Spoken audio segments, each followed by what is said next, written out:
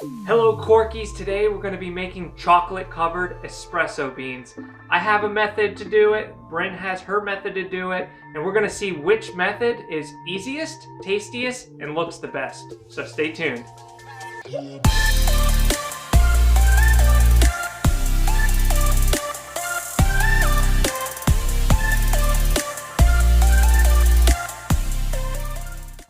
Hello everybody, welcome to corkandjava.com. I'm Billy, and we all know you're supposed to get joy and fascination from even the little things in life that most people take for granted. So here at Cork and Java, we're here to expand and enrich your experience with all of your favorite beverages through wine and coffee, reviews, and how-tos. So if that sounds interesting to you, consider hitting that subscribe button down below and that little bell so you're notified when all of our future videos come out. Alright, we're departing a little bit from the beverage world, but we're staying with the coffee world today. We're making chocolate covered espresso beans. And as you probably know, an espresso bean is just a coffee bean. But typically for these, we like to go a little bit darker roast. So we're going with a dark roast called Critical Mass Dark Roast, roasted by Rogue Elephant Coffee. Both my method and Bryn's method have a lot of the same sharing steps, but there's a few differences, and we're gonna see which one is easier, looks better, and tastes best. So stick around.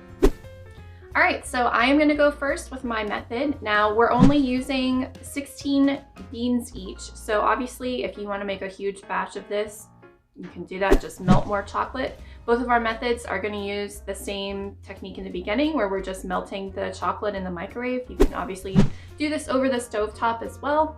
But we're just gonna microwave it because it's faster and easier. And I am using the 60% cacao bittersweet chocolate morsels from Lidl to melt over my beans. So I'm just gonna add a little bit of chocolate into a bowl, microwave it for about 30 seconds, and then stir it. If it's not melted, just pop it in for another 15 seconds or so. Stir it until it's melted.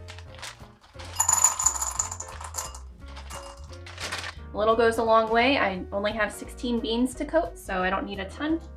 So here we go for 30 seconds. Okay, so we are done with the first 30 seconds. Definitely needs more time to melt. So I'm gonna pop it in for another 30 seconds. Okay. Ooh, that's hot. All right, and it's still a little bit thick and gloppy. So I'm just gonna pop it in for like 10 more seconds. Be careful not to burn yourself when you take it out of the microwave because it's piping hot. All right, so this is the consistency we want, very smooth, spreads easily. And you kind of have to work quickly because the longer that you leave it like this, it's just gonna harden and get gloppy. So I'm gonna try and count. I'm gonna do these 2 at a time just so I don't lose them in the bowl here, but coat them well.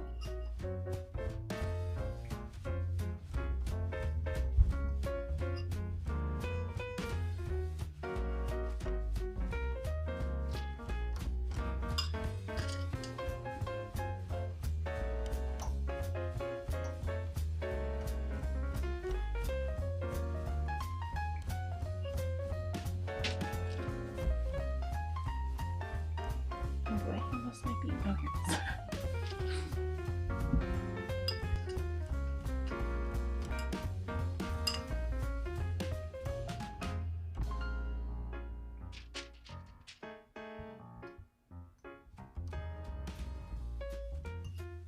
Alright, here's my last one. So I've got 16.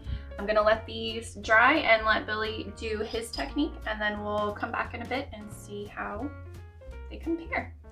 All right, so we're gonna utilize the same chocolate that Bryn already melted because the first step in this technique is the same thing to melt your chocolate in a bowl. We're gonna be utilizing one of these thingamajobbers to put down 16 dots. Then we're gonna put a bean on each dot and then put another dot on top. This should work great, so that's what I'm hoping. All right, it might be a little runny, but we'll see how we do.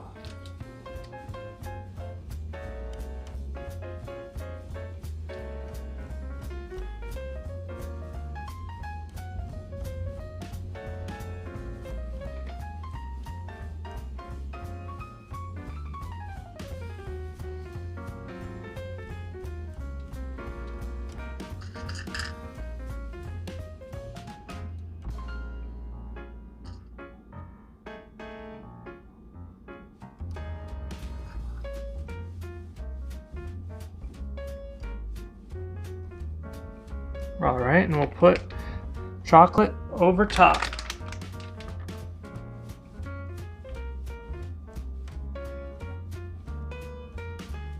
I want it to kind of run over the sides and completely encapsulate to the best it can.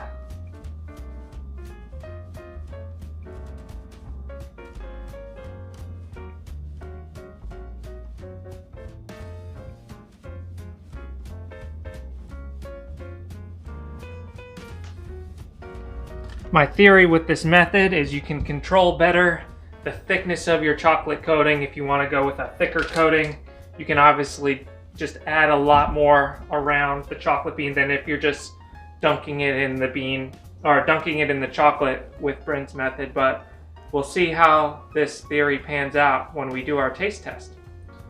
All right, let's transfer this to the fridge, give it a few hours, and we'll come back when it's hardened up and give them a taste test.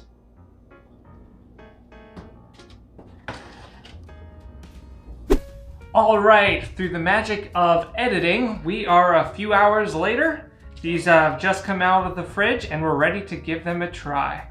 Of course, these 16 on your left are the ones Bryn used with her dunking method, and these are my pastry bag method. And so, first off, just looks, I mean, they all come apart pretty good on this thing. These are a little bit more uniform, I guess, round, while these are, you know, more abstract, I guess. Mm-hmm. But overall, pretty close. I think with the piping bag, you have a little bit more room to glob as much as you want on, whereas with the other method, it's kind of however thick your chocolate is how thick your coating is going to be. But relatively, we got pretty close on these tests, so our taste test will really show us, hopefully, probably about the same thing. You want to try one of yours?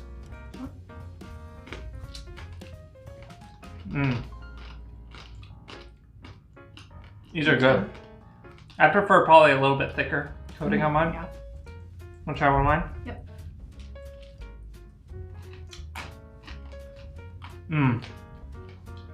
I think at least the one I got was a little bit thicker. Mine wasn't, but yeah. I mean, relatively about the same. But if I would have done it in hindsight, I would have probably added a little bit more chocolate on top. There's a few of them that you can see it didn't 100% fully coat the bean there. I don't know if it's focusing or not, but that's a lesson learned there. Just to have a bigger initial glob and a bigger glob on top, and I think this method would have been perfect. Although I gotta hand it to Bryn's method for ease and just easiness. If you're wanting to do this the simplest way possible, definitely hers beats this pastry bag method. But if you are doing that method, definitely do only a few beans at a time, or else it's just, you're gonna lose them in the chocolate and it's just gonna be a big mess to try to scoop them out and try to find them and all that. Yeah. So I liked her idea of using only 2 at a time, but you could probably go maybe 2 or 3 or 4 at a time and coat and go. So yeah, overall, this is super easy and super delicious way to make chocolate covered espresso beans. Out of the 2 ways that we showed you, which one would you prefer to try? Do you like the aesthetic of one over the other? Do you like the idea of having a little bit more control of your thickness with this method? Or do you like this super easy method that Bryn showed us, that if you're just going for simplicity, that's the way to go? Yeah, I think if you are just looking for a little snack to have at home and it's like just you and your spouse or whoever, like it's kind of ugly, but this is the easy way to do it. So this would be the way to go for me personally. If you want to do something that's a little bit fancier for other people, if you have guests over or something, this looks a little bit nicer in my opinion. This is a little bit gloppy, but it tastes the same as the other, so it's just a matter of looks for me. Yeah, and if you like this content, make sure you're giving us a thumbs up. It just helps us with the YouTube algorithm put our face in front of more people. And also, find us online. We're on Facebook, Pinterest, Twitter, and Instagram. I'm looking forward to seeing you guys on all those awesome places online. So until next time, bottoms up.